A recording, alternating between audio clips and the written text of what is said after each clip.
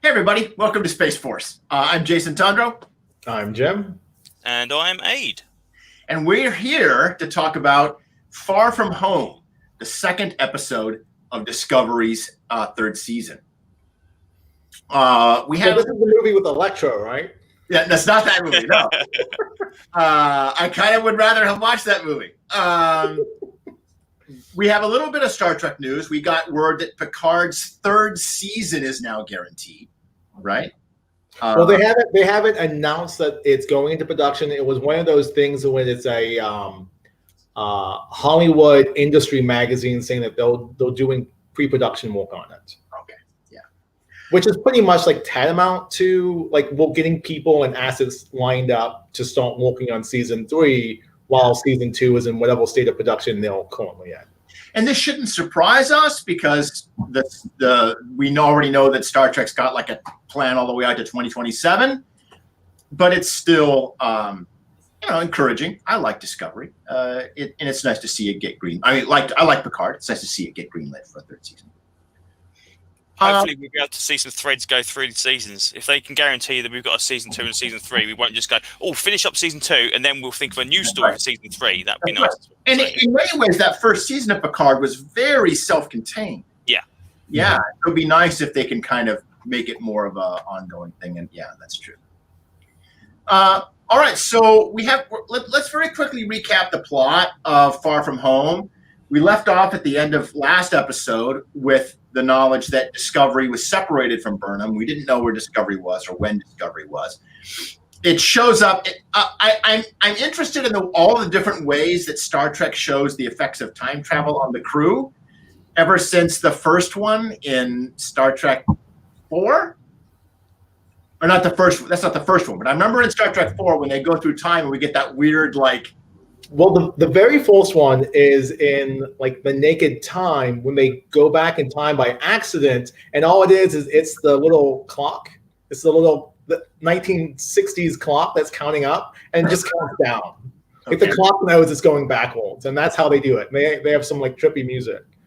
Well, here the crew are unconscious, similar to the way that the bridge crew are affected by time travel in Star Trek 4.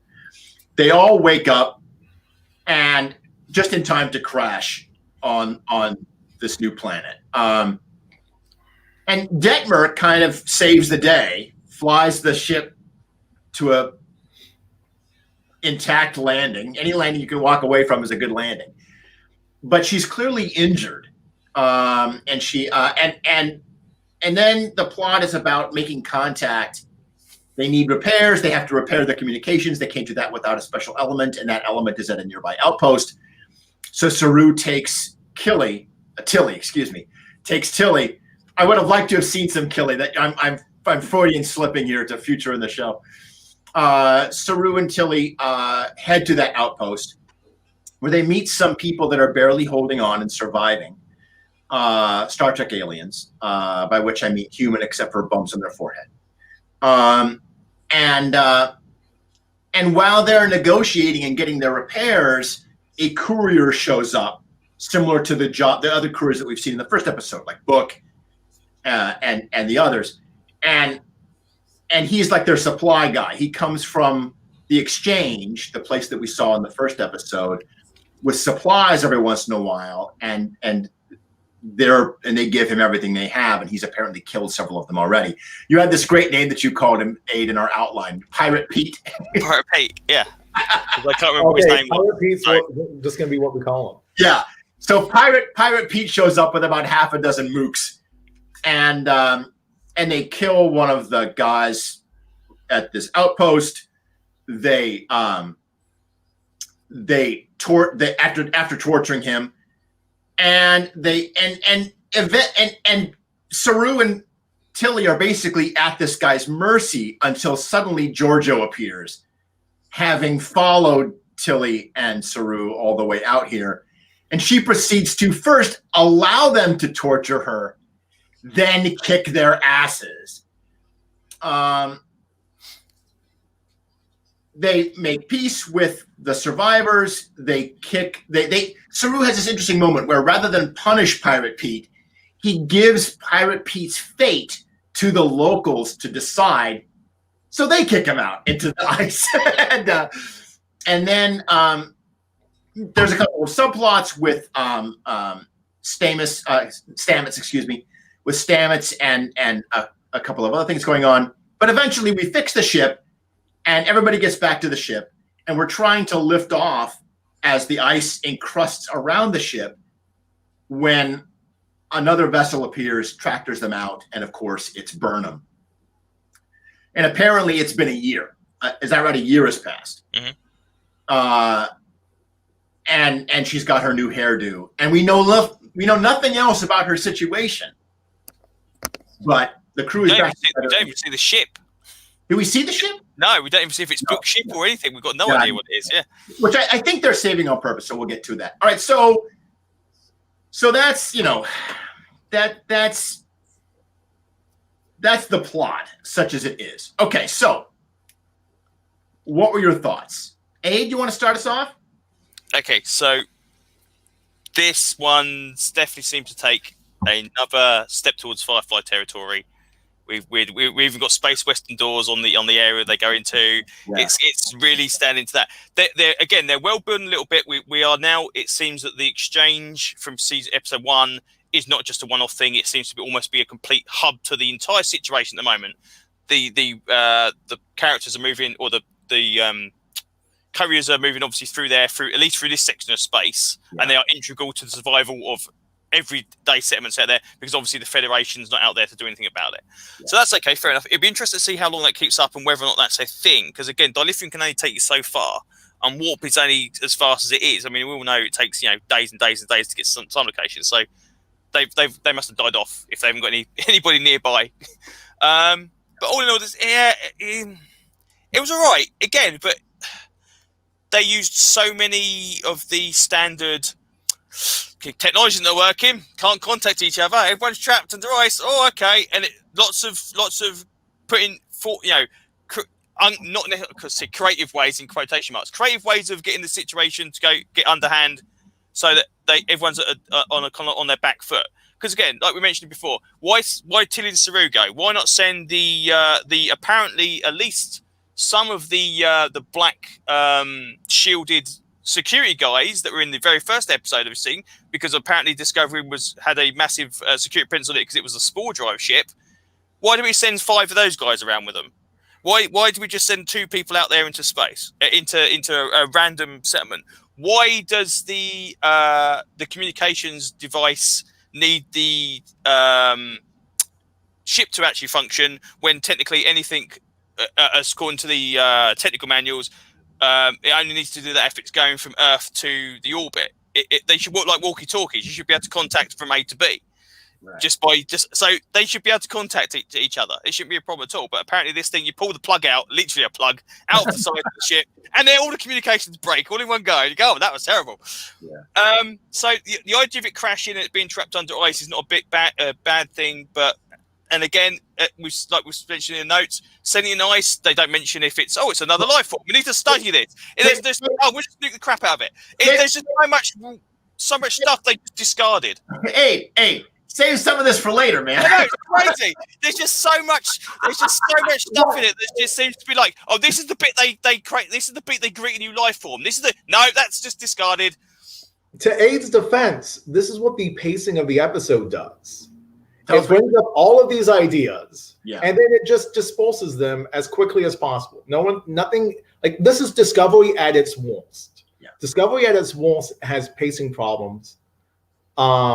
Well, nothing is allowed to breathe. Yeah. We get very few character moments, of which all the character moments we got in this episode, I actually quite liked. But everything else is just plot. We get a problem that is introduced and then is taken care of in the line of dialogue. Holistically speaking, as much as the last episode won me over and I was singing the praises and I was really looking forward to it, this episode lost me. Right. Go ahead. Wow. Some of those character hooks as well don't go anywhere. That's what's so weird about it. Because again, we get the Stamets and Jet that at least go somewhere. We see a little bit they're coming through. We see obviously the Doctor coming in and helping out, but the stuff with Giorgio and the guy can see in 8 million fields of vision or whatever, that just kind of pops up. So theoretically, that's going to be tantalized somewhere else.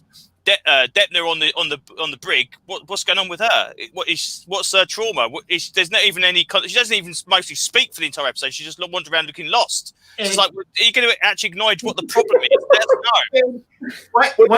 know. When I try to write an outline, Aid, you're killing me. Like, we'll get to all this. We'll get to all those. You brought up a bunch of things that we all want that we're gonna hit. So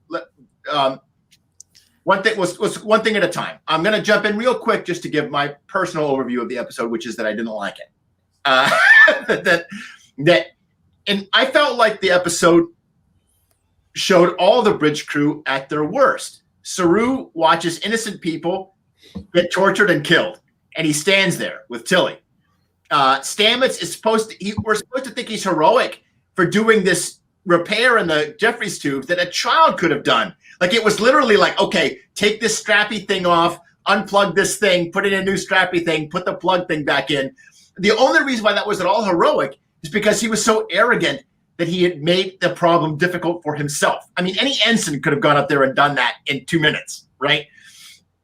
We could have had Gene the Jandal. Yeah, that was introduced in that, and be like, "Hey, just go up there, man. Put the room down. Stop cleaning up Leland. Get up there and fix this." Detmer walks out of the sick bay, lets her walk out, clearly still effed up. I have theories on all of these things because I'm an optimist and I want to see all of these plots turn into something good later on down the road in future episodes. So I'm hoping that this was all just like set up for shit that they want to do. But I was really disappointed by it. Like, this was not a good time for me. Okay, but let's get to some of the specific things that you guys that we all wanted to talk about. Okay, let's start with Saru. He's the captain, the acting captain. Jim, Aid, why is he still acting captain? This is. I was wondering that. Why do they call him Captain Saru? Why they keep calling him Commander? It's like, well, you're captain now, mate. You're in charge of the ship. There's no one to give you a. Is he not captain? He's not. So what happens at the end of season 2 is right before the final episode, where they don't have the time to do anything except blow things up. Pike stands there and he's about to, like every good captain that we've seen since Kulk, say, "Okay, you're the captain now. I'm leaving. I'm going on the Enterprise to help you as support." There was a moment where Saru and Burnham look at each other as two ranking commandos, and they say, "We'll decide the captain issue later." So that's why he becomes acting captain. He takes the chair, and he doesn't. It hasn't been like codified because he has to have a conversation with Burnham as to who's going to actually be the captain of the Discovery. So you had some thoughts on Saru's parts in this episode. You want to talk about? I actually liked. There was a couple scenes that worked for me in this episode. So I'm trying to I knew I was going to write like a page of these are the things I didn't like. Yeah. But after the episode finished, like my wife and I just looked at each other and we're like, "This is not good." And then I just went on for like an hour, so like why it was not good. Thanks. Thanks, Misty, for doing all that. And she was chiming in too, so I knew I wasn't completely off base. But I quite like the scene in the captain's ready room. We see all of Pike's things shadowed about. His pottery and whatnot is in the background, busted up, and it's Saru, Giorgio, Nan, and Tilly. And I quite like that scene because it's Saru standing up for himself. Yeah. Like it's Saru actually taking control of the situation and telling the person he respects, or at least the likeness of the person that he respects the most, the person who came to his home planet and brought him to this intergalactic society so he can live his best life, and telling him no. And then a moment later, when Saru and Tilly are walking, this is sort of an extension of that scene, he has the emotional intelligence to be able to relate to the Empress and say, okay, she's upset about Burnham, but she can't quite comprehend these emotions. Yeah. And we have a wonderful discussion with the two of them about feel and emotions, and when is it okay to entertain these things, and when is it okay to turn them off for the purpose of the greater good. Yeah. And I quite like those moments. And anytime Wilson Cruz and Anthony Rapp were in the same room together on screen, I was like, okay, great. Give me more of this. I want this show. Yeah, we'll get to the Stamets bit in a bit because I had some thoughts on that too. Yes. Thoughts on that too? Now you've said like Saru not actually being brought up to captain. I think we are seeing a Burnham captaincy on the horizon, because who would want to say, well, you can't rank Burnham up there with all the other great Starship captains if she's not captain, can she? So she needs to be captain, because all the other captains got, when you do the whole paramount flag of everybody in it, it's always the captains, and you can't have just a sub commander or whatever. So that's it. So I think she's going to be captain of the Discovery. I quite like the way Saru's character has changed since he lost his fear gland thingies and they've turned into those little needle shooters. But again, like you say, it's the bits where he's standing there waiting people get shot, and it's just like, okay. There's nice stuff between him and Tilly as they're walking along and they're chatting away, and he kind of he's explaining fear, because again, to him, it's his entire civilization is built on fear. So the idea, he kind of says, okay, this is what I've learned since that time. You acknowledge it, you snap it down, and you carry on, kind of thing. Yeah, that's pretty cool.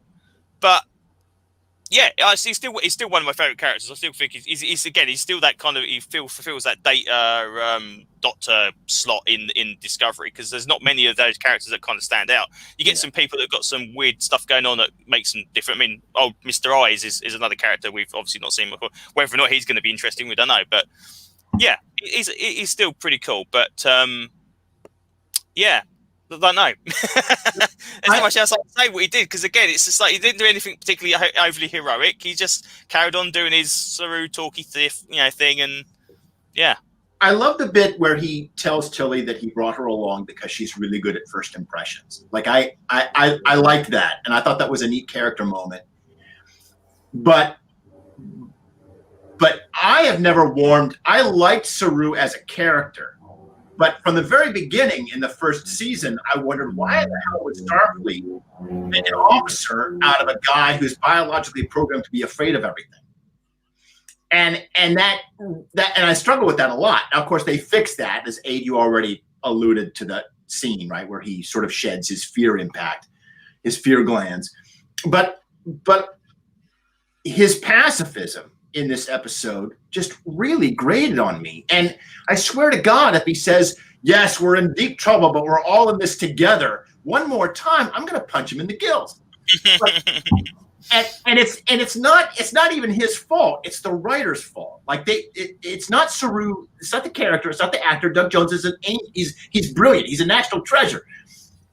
But they need to write that character better, because him standing around with Tilly as a guy gets tortured and shot, it is terrible. Like, you guys are Starfleet officers, man. Find your backbone.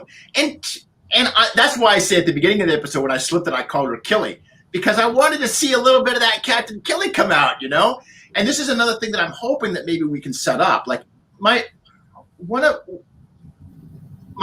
hope is that the writers are looking at season 3 and thinking, okay, we need arcs for these characters. We need arcs. And for them to get somewhere that we want them to be, they have to start off somewhere we don't want them to be.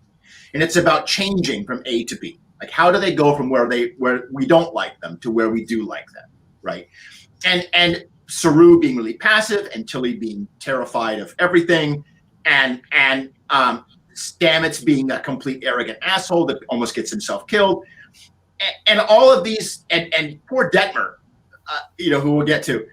All of these things, I'm hoping, are setups for episodes we're going to see throughout the season. I don't know if we'll get there or not.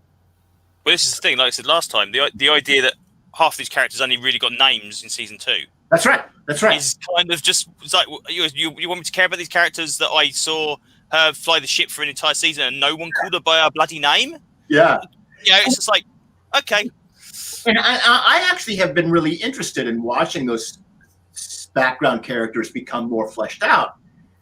All right, so, but let's I can't chide you guys about the outline and leave it myself. So let's go back. let's talk about the Stamets scenes. Thoughts on Stamets and his whole plot line. Yeah, Jamie, you were saying that you enjoyed seeing him with the Doctor. I enjoyed the beginning. Yeah. So I enjoyed when it was Wilson Cruz smiling at the camera saying "You're alive" and "I love you" and all of that stuff. The little kisses and the "You're gonna stay here for one cycle." All of that setup. Yeah. Like all of that opening character stuff to be like, okay, we're done with the will they won't they plot point of season 2. Right. They're a couple. Yeah. And we're gonna work it out. And those things about both characters that they don't quite understand yet, or they don't quite, they don't like any couple. Like you have that thing where you're like, that behavioral, I can understand and empathize with you, but I still don't like it. Kind of thing. So I like that, but then it gets just to the Jet Reno deadpan delivery joke fest, and the machismo. I'm going to do this because I'm a man, I guess, and your back's thrown out, but you somehow got from the bridge to engineering. Like no one helped you move downhill. Like I don't understand. I don't know. I just they were literally the worst two people out of an 8-man crew to send into a Jeffries tube. Yeah. It's like you got a stomach and chest wound, you got a shitty back. You're the two that's going to go in a Jeffries cube. Oh yeah, that's great on it. Yeah, it's just a weird thing. Yeah. It was such a weird.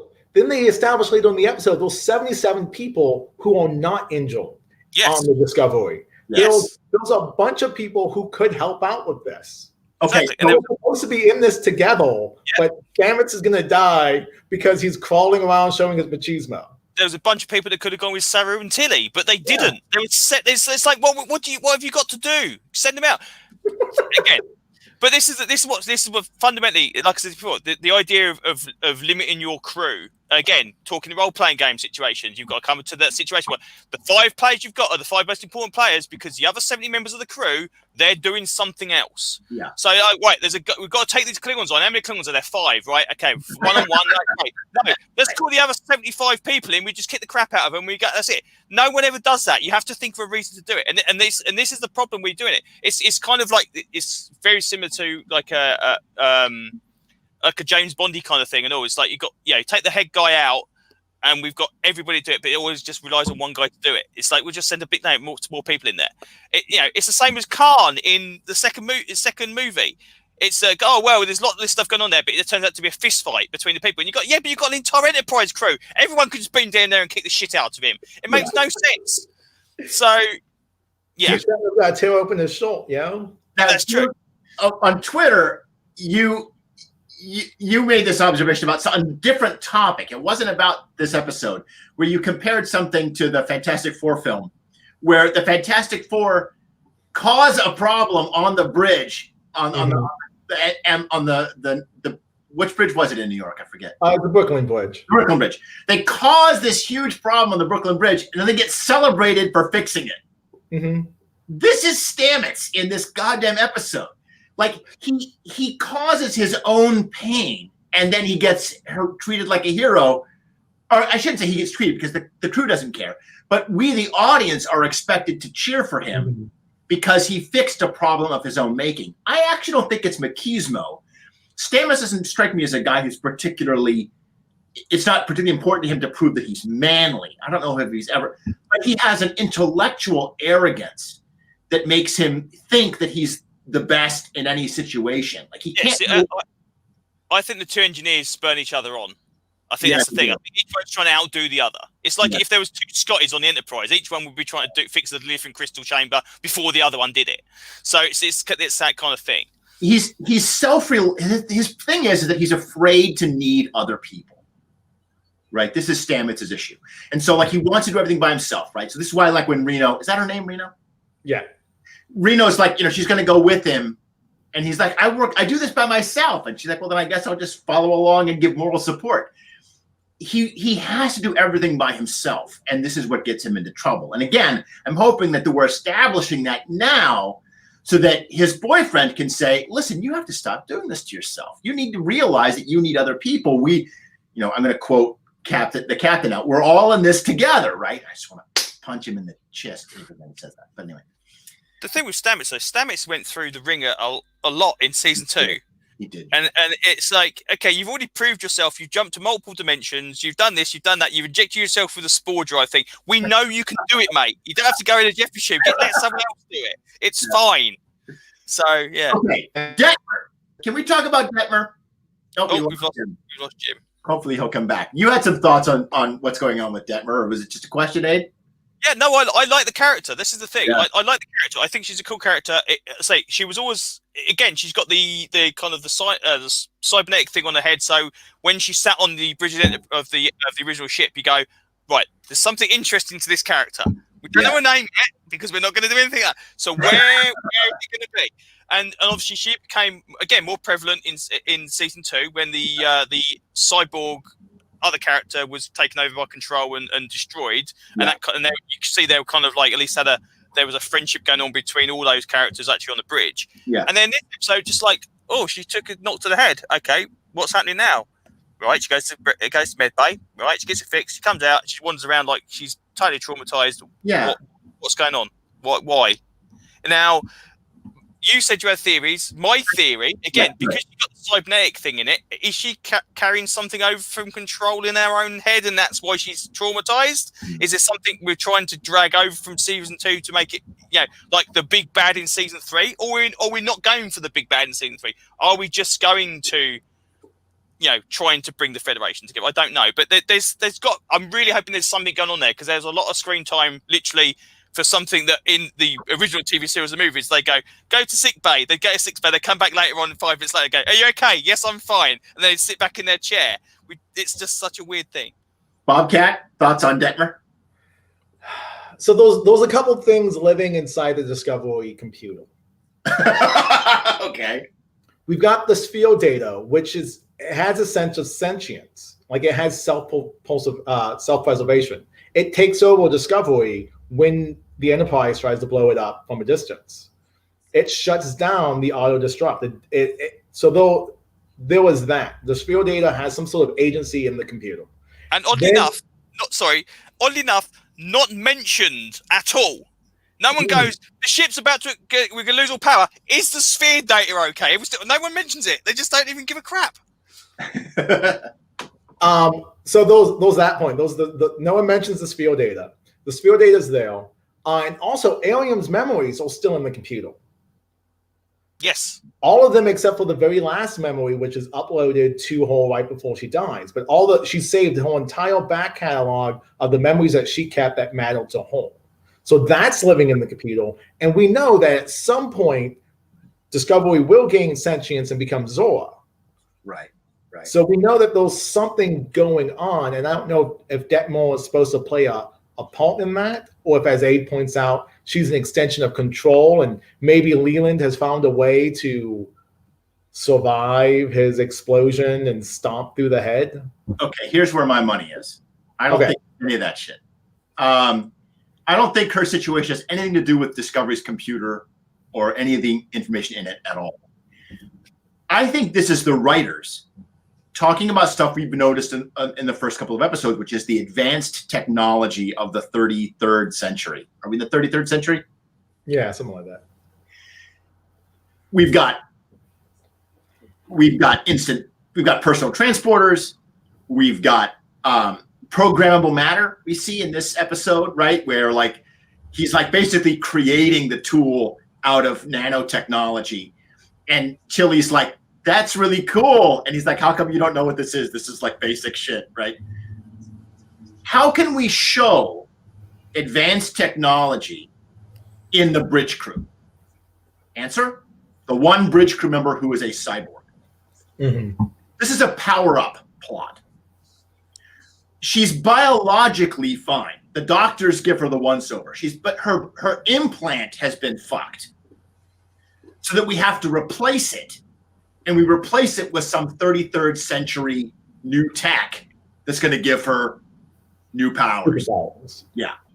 And I think, and maybe that's just my gamified version of what's going on, because I've seen so many radiation accidents in various campaigns where players like, I want to get a new power and I have all these experience points to spend, and how do I rationalize it? and like I want to power up, right?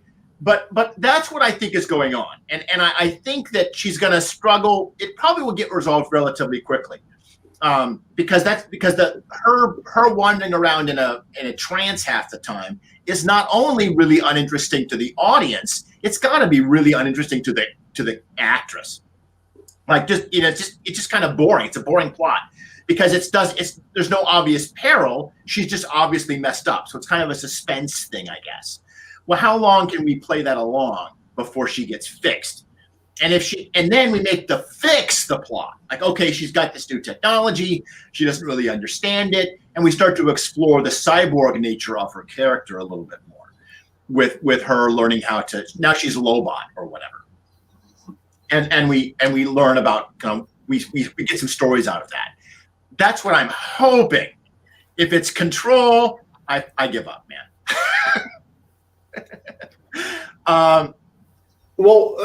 Just before we leave Detmol, I just want to comment. One of the things I didn't like is, like you said, you're going to punch Saru in the throat for we'll end this together. Yeah. He gives a speech about, wanting, like, there was a couple things. I knew we were in for bad times at Ridgemount High when Tilly's like, I can't figure out what time it is. And I'm just thinking, well, if you're on the same planet that you're supposed to be on, you took scans of that planet. Carbon dating's still a thing. Take a tricorder, scan the planet, and figure out where you're at. Like, it's not that difficult. Like, I don't want to be gamifying the story, but during that scene, he gives a speech about how we're all in it together, and we're not going to be worried about what's on the outside because the solutions are here. We need to get Burnham. And then no one escorts Detmol to sickbay.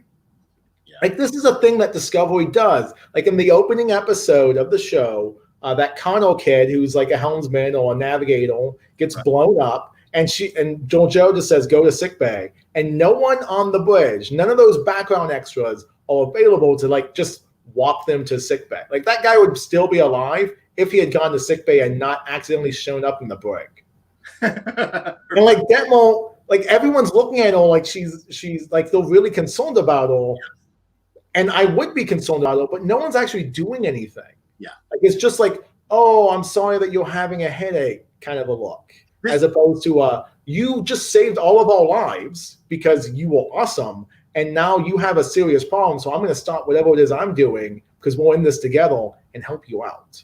I don't ask for a lot from my Star Trek, but I want the Starfleet officers to be fucking competent, right? Like, I want them, and there was a lot of incompetence on display in this episode, and it was really dysfunctional. And I get that that's a thing. They want to make the show, they want to make the crew dysfunctional. They want to show that, okay, but I was not wild about it. See, with Georgiou, it's not such a big thing because Georgiou technically is the outsider, so it's not a problem. But again, hey, go ahead. Funny. They've published Starfleet operations manuals since the fucking 70s or whatever. Read the bloody book, for Christ's sake. If it says, standard procedure to a ninja crew member is to escort them to medbay, put that scene in there. It's just like they don't want to write these things because it's the same as we've seen many in episodes in the past where just one line would at least say, right, you've acknowledged it, and that's it. And it takes like nanoseconds to say that line. But when they don't do it, everyone goes, well, why she could just walk out the door and fall over and no one would ever find her for 20 minutes. It's just like, why has no one done that? It just makes no sense. So it didn't have to be a main crew member. It could just be a supporting cast member just to put, okay, let's go. And that's it. That'd be fine. So we started here with Georgiou. A, did you have thoughts on her role in this episode? Georgiou is exactly as I said last time. She's the marquee. She's the marquee. She's Seska. Right. She's Seska from Voyager. Okay, this is what it's going to be. She's going to be constantly undermining whoever's in charge. Yeah, well, we can kick the shit out of crap. The thing I'm kind of annoyed about with her in the fact that her concern for Burnham, this is not her Burnham. This is mirror universe to her Burnham. So the idea that she can you look like the Burnham I knew, that's good enough for me. Just seems to be like, I'm willing to stomp over everything else, but because you look like my Burnham, that's okay. If it was a time travel plot and she was like, they could go back and save her Burnham, or if it was like, this is my Burnham. But the idea is like, well, you don't even live up to my expectations of Burnham. My Burnham was stronger than you because she wouldn't take any crap. Yeah, you're Federation Burnham. You're a substandard version of Burnham. You know, that seems to be a weird thing. And I also don't understand why she followed Saru to the settlement, apart from the idea she can kung fu everybody in the canteen. What was the point in that? Unless she was just literally just trying to assert her authority again and say, well, yeah, she's not even there to like say, well, I'm here to rescue you. It's like, why did you actually turn up? The one thing I will say is because it was Michelle Yeoh, the fight scenes are pretty cool. Yeah. I'm glad they slowed them down and didn't do the usual thing where everything's really, really fast and they pan the camera and she can't see who's fighting, because Michelle Yeoh did those moves. So the idea that she did not do half that stuff is just, that's cool as well. But I think Georgiou as a character is either going to become irritating because she's constantly going to be coming, oh, well, I'm not going to do that, and just stomping around doing her own thing, or she's going to be left behind. And let's say they've said about Section 31 story with her season with her in it. Is she going to go back? Is it going to be her establishing doing something else in this timeline? It seems, I don't know. Jim? I hate it. I hated it. I like Michelle Yeoh. And there's nothing against. Again, none of my comments are geared towards the actors. I think are giving substandard material. I don't think the material was well thought out enough. We have 3 scenes where Michelle Yeoh nags people, and it's nagging the same people. There was the scene where she shows up and she's covered in Leland. It's the corridor scene, and they just established that the communications plug is unplugged and they need to fix it. Yeah. And this colony just so happens to have the one material that we need. And in this scene is Tilly, and Nan shows up, and that's continued into the captain's ready room scene. And I liked it as a Saru scene, but as a Georgiou scene, it's hitting the same points that she hit in the corridor. And then Nan's in that scene. Nan's left on the ship. There was another corridor scene that includes a turbo lift and an introduction to Linus scene. And all she's doing is the same thing. I'm just going to keep nagging on people until people give me what I want or they don't look at me anymore. And when Linus showed up, I was super happy. I'm like, oh, it's Linus. Like, I had the same emotional joy I had, when I was a kid, and like Wolf would show up in season 1 because, Wolf wasn't made, he was on the bridge every now and then, but he wasn't a main character until, Hall of Glory, and they started codifying him more into the show. But I had that same emotional high of, oh, it's Linus. And then we get this weird scene where they're talking about his eyes. Yeah. And he talks about his superpower and how he can see whatever the exposition was. And then he just vanishes. Like, he vanishes from the whole episode. Does Georgiou eat his eyeballs? Like, I don't understand why that was established. She clearly wants him to look at something, right? Or look for something. And the other thing, the idea that she goes off with Linus and they kind of like, she disappears. And then for some reason, an ensign is sent down to see Stamets because, she said she was coming here. Oh, she's not here then. Okay, bye. It's like, what? Why would you even just have that bit in it? It just seemed like a weird thing. And again, as we just mentioned, you can't escort Depner off the bridge, but you can go running around after Georgiou down a couple of decks to find it. Oh, she's not here.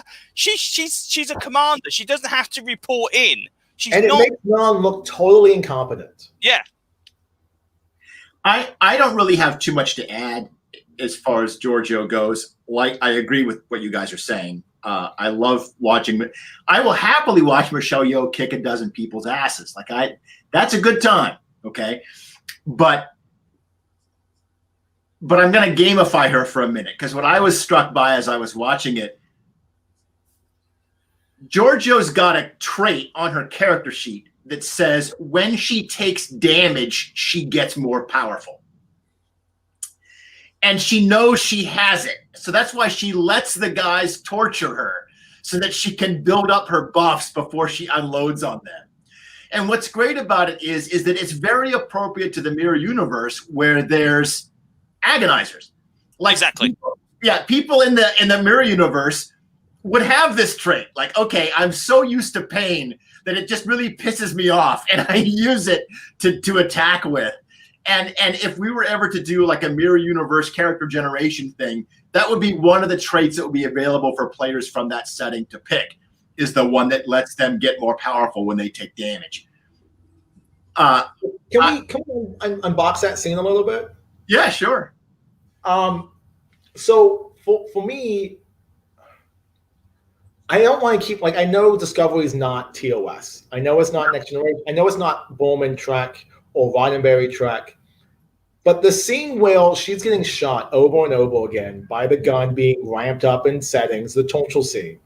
Yeah. If this was TOS, Coke would have 3 people on him, holding him down, and then someone punches him in the gut. Yes, right. Yeah. Like, he would say something at the very least. Like, if he's like Gamesters of Triskelion, he's in a separate room while a whole is being attacked. His arm is shooting through those balls. He is reaching for camera. He is doing anything he can. He knows it's totally futile, but his crewman's in danger. This is someone who's under his care. Yeah. So Ruth should be more upset, and instead it's being played up as a full play line, which I even said it like right before she says it, like when she gets shot the first time, he starts wrapping it up. Oh, this is just the full play scene, and she says it almost beat by beat the way I said it too.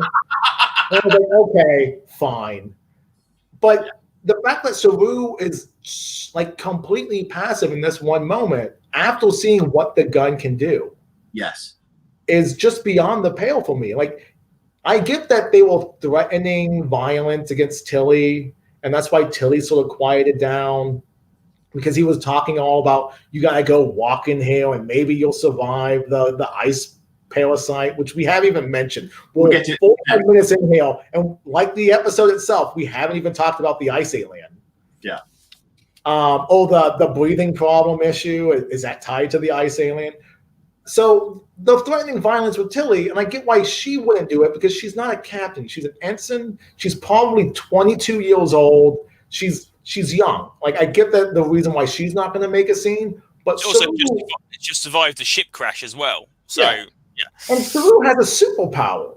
Like, he's got like an attack thing that has no time. It's like a quick response action. Yeah. And I don't know, like, and apparently it knocks the person down. You know, it's strong enough to like take out the bad guy. Like, it doesn't keep him down, but it at least takes him out of, like, for a round or two. I would have looked. Okay, we've set up in terms of plot that there's half a dozen dudes with guns, and they're more powerful physically than Saru and Tilly, and so there's nothing that Saru and Tilly can do. But when that innocent guy is being shot and then killed, I would have loved to have seen Saru and Tilly have a reaction like you just described. Like, you know, Saru and Tilly try and do something, and the pirates like grab them and beat them up, or kick them when they're down, or like tie them up, or strain them, anything.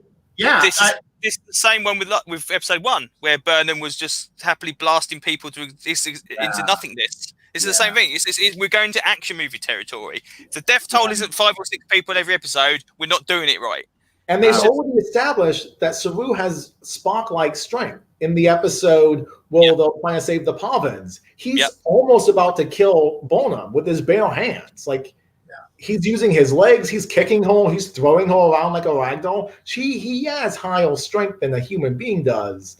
They should have negated that with either having someone restrain him, tie him up, or anything. So it's just like, I'm standing here, and I'm the largest guy in the room with the greatest reach with my legs, which they've already established. Like, he can run super fast. Yeah. I hated it. I'm sorry. I just hated it. Okay, so let's talk about the ice. Abe, you brought it up earlier. What's going on with the ice? Yeah, exactly. What's going on with the ice? Yeah, exactly. It's a plot device to hold a ship down. That's it. And even the threat of, it's going to grow over the ship. There's no even like, we're losing cabin pressure. We're losing it's making some creakiness. Well, we better get it done quick then, shall we? There's no kind of idea how it works. There's no idea how this planet has existed with this symbiotic ice thing that crawls over everything. Is the settlement up high up in the sky so ice can't grow on it, or something? I don't get it. I don't understand how it could possibly be there and no one literally fall victim to it every time it's night. Is it an alien? They describe it as a parasite. Is the ice actually an alien? Is that our real first contact, is with the ice alien? I don't know. Yeah, it could just be. I mean, technically speaking, it could just be a natural hazard, and they call it that. But what? I mean, the Pirate Pete mentions that it can fit. I've seen it force it down someone's throat. It's like, yeah, you have, but then what? You call it a parasite. What does it do? Does it just cover over people and that's it? Is it actual just quick? Is it just quick grown ice? Is that all it is? Just it's weird. It's weird. Jim? Well, it's introduced, and again, they introduce it twice. They introduce it with Nan saying the famous Star Trek line of some kind of blank. Yeah. It's some kind of parasitic ice. And if I see that line anywhere again, I'm just gonna check my remote at the TV. Like I watched the visual. I don't need to see it again. Yeah. Once you're a meme, some kind of meme, then you can't do that. Yeah, like just evolve. Like, oh, it's a parasitic ice life form. Or we don't know if it's sentient. We don't know if it's just an environmental thing. We don't know anything about it. It can attack organic and inorganic material. If it's a parasite, it needs something to feed. Right. Is it just feeding off the lack of sunlight? Like, I think I figured while Aid was going off, I figured what Discovery's problem is in the back of my head. Okay. It's a collegiate problem. We're told the Discovery is a science ship, right? Yep. But everyone on Discovery is so specialized in their field that they don't have any innate curiosity to look out and explore and ask questions outside of that field. If it's not mushrooms, Stamets don't give a shit. If it's not like alien life forms, Burnham's out. Like, they're all so highly specialized in their fields that no one's like, this is a parasitic ice. Like, is it alive? Like, no one even asked the question, is it alive? Yeah. What does it want? What does it want? Can we reason with it? Can we talk to it? Like, no one's a generalist to be posing these questions. And I'm just sitting here like screaming, why aren't you guys curious about your situation? Yeah. If this was a Next Gen episode, right? If it was a shuttle crew that was stuck on a planet and the ice was going on, they'd go, right, what does it want? Well, it's obviously trying to get into the engines or something. It's right, its engine. Right, can we somehow overload the engine so we give it enough energy so it backs away? Can we do something else? Can we give it a heartburn or something? There would be something like that. No, we just rip the thing out the ship. That's all we're going to do. We're just going to take off. There's no exploration. There's no kind of right. How do we get out of this problem thing? So we're too busy in the saloon getting kung fuing people. And earlier in the episode, you at the very beginning, you described this as going very Firefly, like a Western in space, even with the saloon doors that open up. Exactly.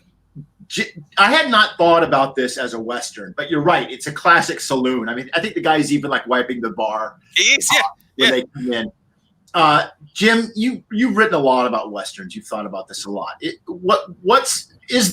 Run us through this episode as a Western. Okay. It's only a Western in 3 scenes, and all those scenes are taking place in the ball. And it's just the classic, the white hats show up 5 minutes before the black hat shows up. Yeah. Enough to get the lay of the land, to get some information as to what these people are dealing with. The black hats show up, and then the white hat immediately is like, yes, I'll go to my ship and we'll get you 130 pieces of dilithium that you can then use to like hunt more people. Like, that's the thing. Like, he's negotiating with the bad guy who just killed the guy who's named after Superman. One of our audience members, Don, just noted that Pirate Pete even has spurs on his boots, which I had not noticed. He did. He jangled as he walked. He did indeed. In the background, the making of, like, the director talks about this, and he's so excited that he brought dust into Star Trek. Oh wow! And I'm just thinking, well, Star Trek is a Western in the TOS. Those several Western episodes peppered throughout the show. Like, you can easily do that. This show only does it for about 15 to 20 minutes of its runtime, and its runtime. Like, if you're going to do a Western, you have to pace it more deliberately in the way this episode's paced. Yeah. Like, Western as action movies tend to be the Magnificent Seven remake, and no one's going to rewatch that film. This is what's annoying about it. Right, so we got Pirate Pete and his 4 guys that come through?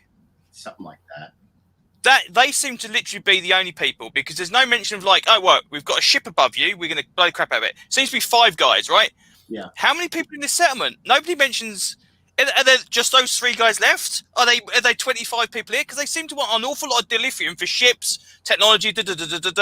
Why do they all just pile into that bar and get the crap out of them? Again, it's such a weird kind of thing where They bought one set and they were going to use it. Yeah, I don't like to poke at plot holes personally, because I kind of feel like the writers are trying to say something with the story, and it doesn't really bother me when the plot doesn't make a lot of sense. But it was really hard in this episode because Saru and Tilly have phasers. The people in the bar, at least a couple of them, have guns. They know where Pirate Pete's going to show up. Why don't they just all line up and, you're done here, mister, turn around and go home? It's the simplest solution, and they don't even have to kill him. They could just stun him if fighting broke out. I don't like to, hindsight the plot like that, because I feel like the writers are trying to say something, and the story that they have is trying to do something, and I'm trying to figure out what that is. But I just didn't like what it was saying. I don't like the things that the story is saying. Mm-hmm. Those. So I don't actually have a problem pointing out plot holes. Plot hole, like my favorite Star Trek movie is the one where they go into the center of the galaxy and they meet God. Like I can live with a plot hole. Yeah. I just need people to act consistently. And I think one of the problems with this episode is it's so concerned with either being Firefly or The Mandalorian, where it tells a whole story in one episode, that it forgets it's Star Trek. And I think one of the things that could have helped this episode is I needed a captain's log. I needed something from Saru's point of view, because the captain's log just isn't a vehicle for exposition, because they delivered their exposition, right, to the extent that they were interested in said exposition. But I needed it to explain like Saru's thought process or what he's trying to accomplish, because he's already made a deal with the Sentinels to give them dilithium, and now he's making a second deal with this guy who killed their only friend in this establishment. Yeah. I need to know where Saru's head is at in terms of like making these decisions. I don't need him second guessing himself, but I need something a little bit more from him as a captain to get behind him. Did they even do captain's logs in Discovery? That was actually exactly my question. Yeah. They have done. Bonham has done like 2 or 3 different logs. So the voiceover narrative of someone giving a log entry is established in Discovery. Yeah, because next gen, obviously, every episode, next gen would be always the captain's log. We're here to do a sign, and it would give you the exposition straight away. We all knew what was going on. We didn't have to have the scene because we were told what was happening. That was fine. But I think this is almost a similar thing with like we're not doing it because we did the Next Generation, so we're not going to do it. It's like trying to get rid of the James Bond gun barrel. It's like we're not going to do the gun barrel. We've had it for so long. I'm going to be the one that changes it, and everyone goes, "Where's the gun barrel?" It's like so the idea of they're not using that as a storytelling technique. It's a fundamental part of Star Trek. It's such a weird And Lower Decks uses it. Yes, that's what I was going to say. I think that you've been using it. Yeah. Everyone's making a private log on that show. So then Burnham shows up and saves the ship, and we find out it's been a year. Jim, you look like you're gonna die. I hate this. And I don't want to be that guy. Like I want to be like the guy who's super excited and super happy about Star Trek. That's the person I want to be. Right.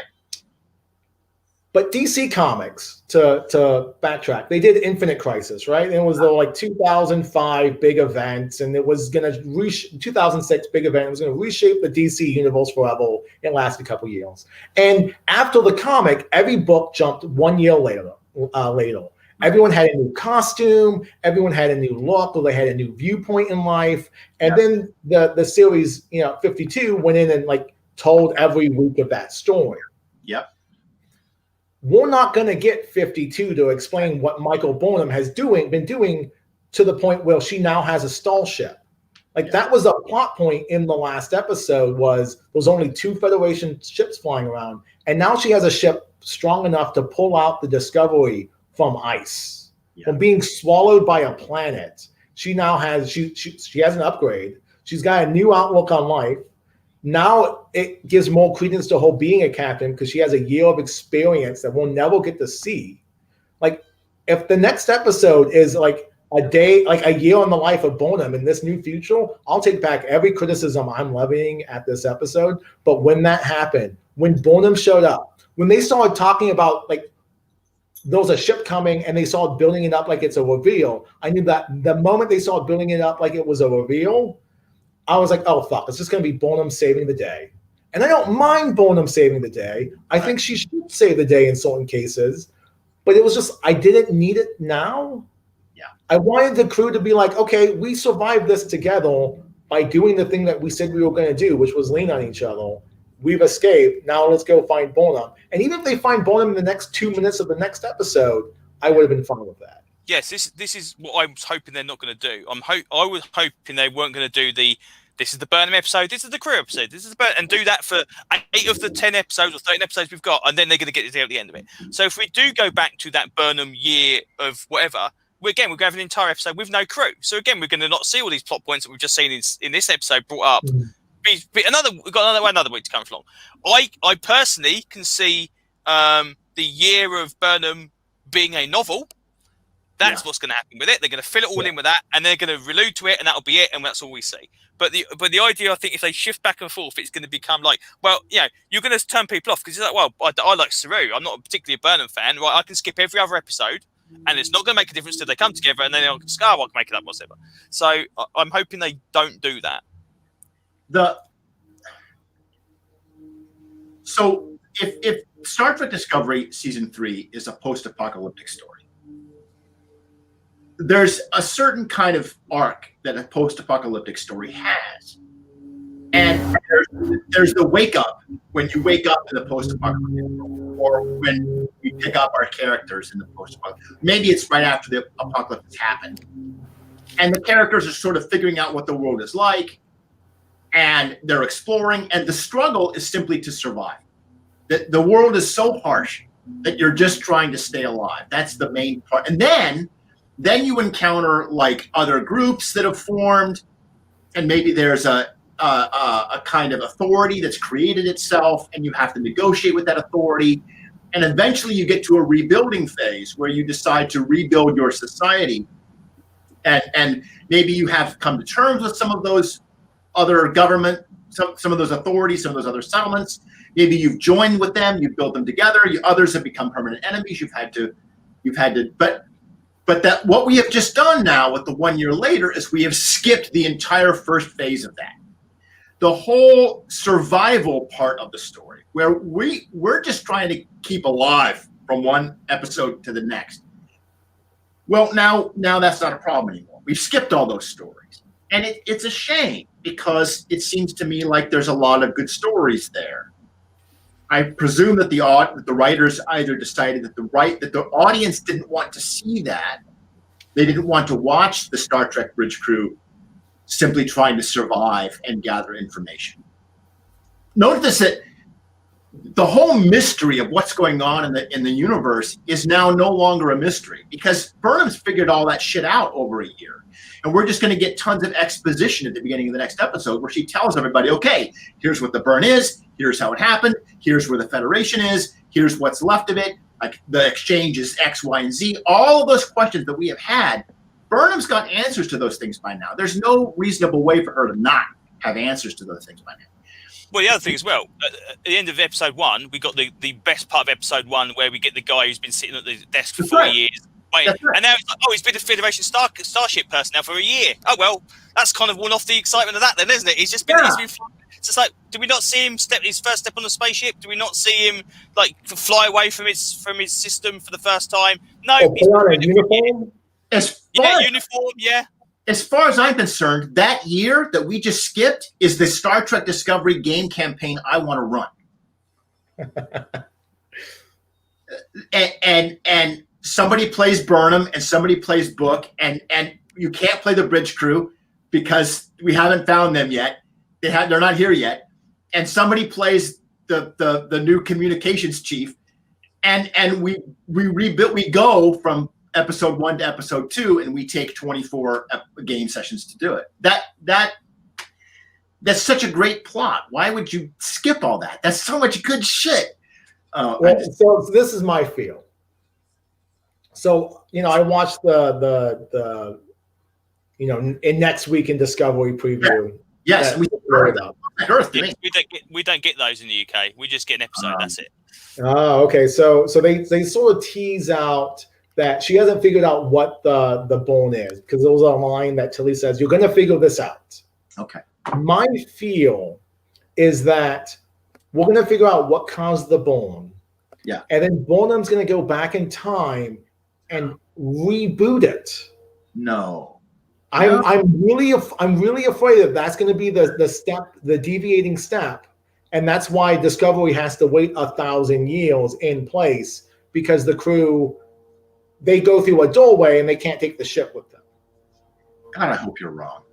I hope I'm wrong too, because here's the thing: like the moral implications of this. Yeah.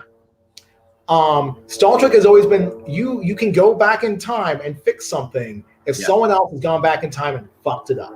Right. Yes. McCoy goes back in time, saves Edith Keeler. Edith Keeler then delays FDR entering World War II, and the Nazis win. You go back in time, and Edith Keeler must die. Like that's the way Star Trek has always played those sort of morality. Yeah. Like we don't get a do-over for Trump. We don't get to go back in time and make sure that the Electoral College doesn't do what the Electoral College is going to do. We don't get those do-overs in life.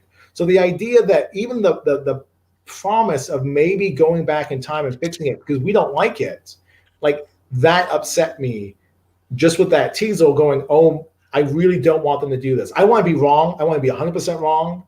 I want to be like, okay, Federation got fucked up, but we're going to rebuild the Federation. We're going to do it like what you said 2 episodes ago. We're going to do it better. Yeah. We're going to do it so that there's no evil Starfleet admiral. We're going to do it so that there's less bureaucracy and there's more people interaction. Like that's what I want, and I'm afraid that we're going to sort of like this is going to be a giant Voyager episode, and we have a reset button at the very end of it to get us more Federation stories. The thing is that writers know that that's a terrible cheat. That it's a shell game. When it's like having the characters wake up and the whole season was a dream. It's a terrible cheat, and it makes the audience feel like they've been ripped off. They get really invested in these characters, are invested in the story, and then you make all that shit not matter. That's a terrible move, and the writers know it's a terrible move. So I'm hoping that they don't do that. Abe? This is the thing. We episode 1 we established time travel technology or theory has been banned since 150 years previously. So they've acknowledged the fact. Now, whether or not that's so that they can inspire Burnham to like, well, I'm going to go and do it. I'm going to go and find it myself anyway, even though it's banned, and kind of make it that forbidden holy grail that she can kind of like reactivate to do that. Exactly what you're saying. But Pirate Pete knows what time travel looks like. Oh, well, it's chronoton. It must be time travel then. You go, what? How do you know that? Yeah, it's not. So it's somewhere out there. There's either time travel going on, even though it's technically been banned, or it's just part of the Federation or the whatever database they're using. I don't know. My other point is this is not called The Hope Is You Part 2. Right. This episode was called Far From Home. So there's going to be a Part 2. My hope is that season 4 doesn't open with The Hope Is You Part 2. And we've just rebuilt the universe to fit our image. Because there was another episode later this season called Unification Part 3, which apparently may be picking up from the Spock point, the Spock TNG crossover. Yes. Yeah, there's a weird thing that they said. They did mention something about, she's going to find out what happened to Spock. And you go, well, he disappeared off to a mirror universe. Oh, she doesn't know that. And it's like, are you actually going to acknowledge that? Is this going to be a thing? I mean, if it gives us Kelvin, like Chris Pine shows up for a cameo, I'd be okay with that. I would be okay with that. Yeah. We can't have William Shatner show up, but we can still have Captain Cook show up for a little bit. Yeah. Well, anything that we have missed that you guys want to bring up, Abe? I honestly do not know where we are going with this season. Like you say, we've got potential to the original concept when we talked about this before the season started. right, we're starting from scratch. We're doing day one. We're going to rebuild the Federation. They don't seem to have done that in 3 episodes. They've fought some people in a bar and they've fought some ice. That's about as far as you got. So I don't know. I don't know if we've got this grand plan anymore. At least we haven't seen those inklings of this is the big bad of the season. So I don't know what's going to happen. I have no clue what's going to happen in this one. That can be good, right? It can be good to not. Oh yeah. Jim? So right now, for season 3, we want 50-50. Like this can go one or two ways for me. And I was super high on like we talked about the communications officer. Yeah. Like Twitter lost their shit over this guy. Nice. And I think it's a lot has to do with people identifying with him, being a guy who's stuck in one room, who's doing this thing, who's a true believer, like all of us Trekkies all, and in living in this COVID nightmare. Like if they write him off as to have died in that last year, oh my God. Can you imagine the shitstorm that's going to happen? I went back after I watched the second episode, Far From Home. I went back and I rewatched just the framing sequence to the first episode. And God damn it, he made me cry again. It's really good Star Trek. He is good. It wears its heart on its sleeve, and it doesn't apologize for that. And it's beautiful for that. And that's Discovery at its best. And I feel like this episode is Discovery at its worst. Now, I have a question. After Jim mentioned the opening credits, I took a more careful look at them. And, of course, you're absolutely right. They're always very informative and instrumental in the season to come. Lots of shows are doing this now, where they have different elements of the opening credits that hint at what you're about to get. I spent more time than I care to admit analyzing the Westworld opening credits for all 3 seasons.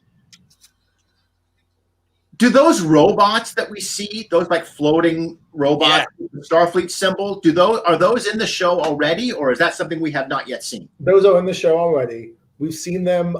They show up in the last episode of season 2. Oh, that's right. They pop up and they fly around the outside. Mm-hmm. And also they have the little Star Trek short track show, the animated one, which had like a little dot drone competing with the tardigrade for the babies.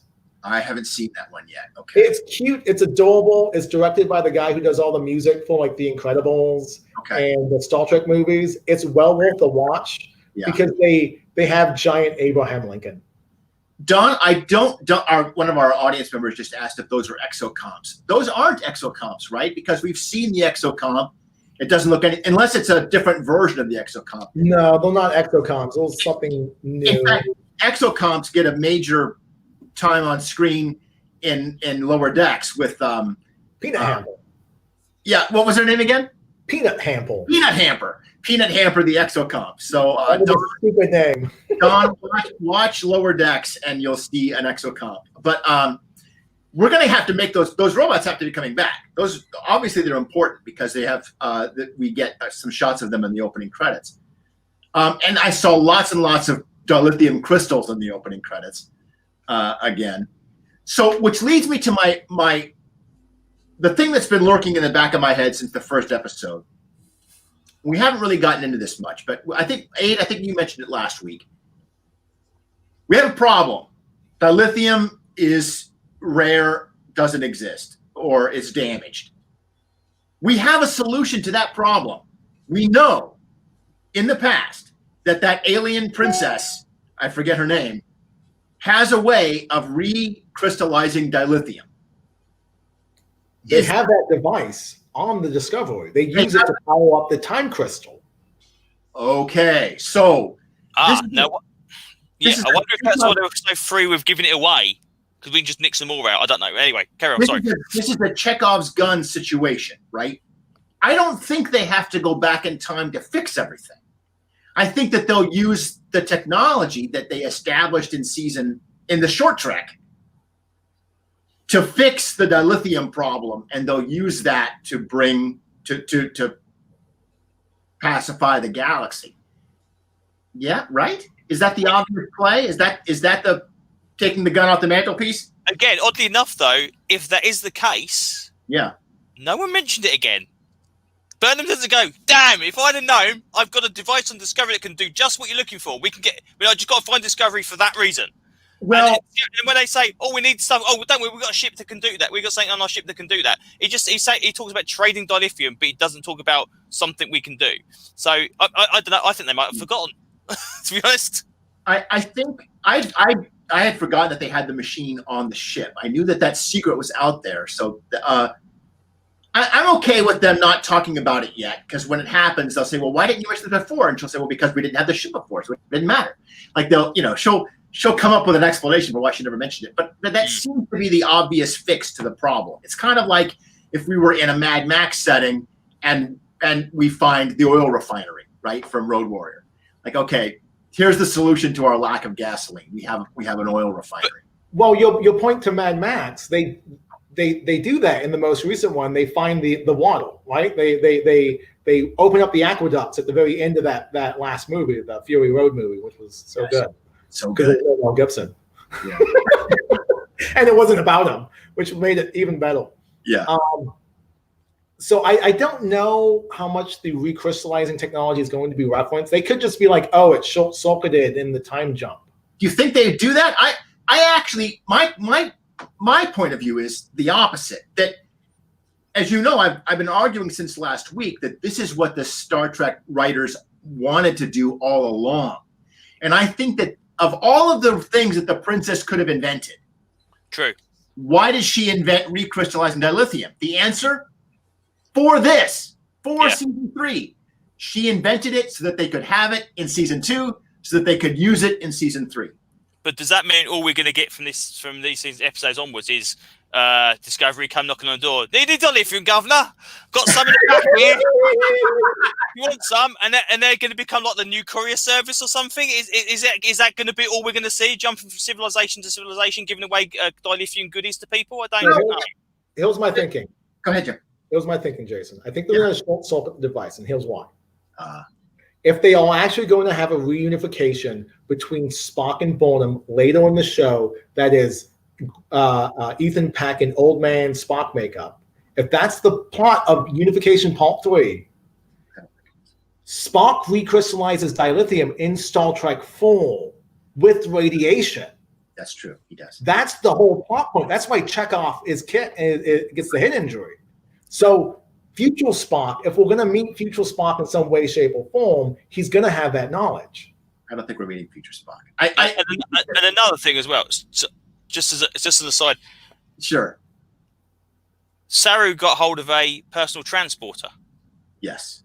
That apparently they can just they're so prevalent that you can just give them away to a stranger that comes walking through your door. Oh, I have a personal transporter. That's fine. That is going to show up at some point, obviously, as a plot point. That's going to bug me. And how does it work? Like, if we saw a book, he pulls up the hologram and he's hitting coordinate, and this we'll hand it this device, and it's like, is it locked? Like, how did the Nemesis transporter work that Picard beams onto the bridge? Is it just locked into a certain location? Yeah. Like, is it a one-time use? Like, Okay. I'm coming on your side, Aid. I'm coming on your side. I don't like it. You're thinking about it too hard. That's like asking, how come every time I touch my badge, I'm always talking to the exact person I want to talk to, right? Like, technical manual says voice recognition. And it recognizes who. It's like Riker to so and so. I think it just exactly, and it patches it through. Yeah, come on, read the books. I know that if I were all right. If I were the bridge crew and Saru comes in with a personal transporter, I'd be figuring out how we can make one for everybody. That's what the players are like. Okay, I want one of those gizmos. Like, how do I get that? Right? Yeah, and we presume that the guy he followed right at the beginning had a personal transport to transport to the, or at least there's some kind of thing going on there. Maybe a transport gate or something like that. But again, it seems to be a short hop. We are not talking planetary hops. We are talking, hundreds of feet or whatever. And again, another reason why we don't even really know where that's it. How did Georgia get up there? How did she happen to wander into that same fecking valley where the transporter was? It's just like, this is nuts. This makes no sense. It makes no more sense. This is even more annoying now. We did not like this episode, Kang. And hopefully next week we have another episode directed by Jonathan Frakes, which will be better. I would love to see that. Yeah, you're right. And we will not be echoing Galaxy Quest. When this episode was badly written. And so so I did not know that John Frakes is doing the next one. That's good. Do we have a title for the next episode? It's The People of Ulth. The people. I think we're going to Earth. We saw that shot of Tilly hugging a tree. So I think we're going back to Earth, which will answer a lot of AIDS questions about what's going on Earth. Yeah. Well, My money is on that Earth is abandoned. I don't think there's any people on Earth at all. That's my hunch. But we'll see. Tune in next week on another exciting Space Force, and I hope that we all like this one, or at least one of us does, because this is a tough one. This is a tough slog. Thanks, guys. Live long and prosper.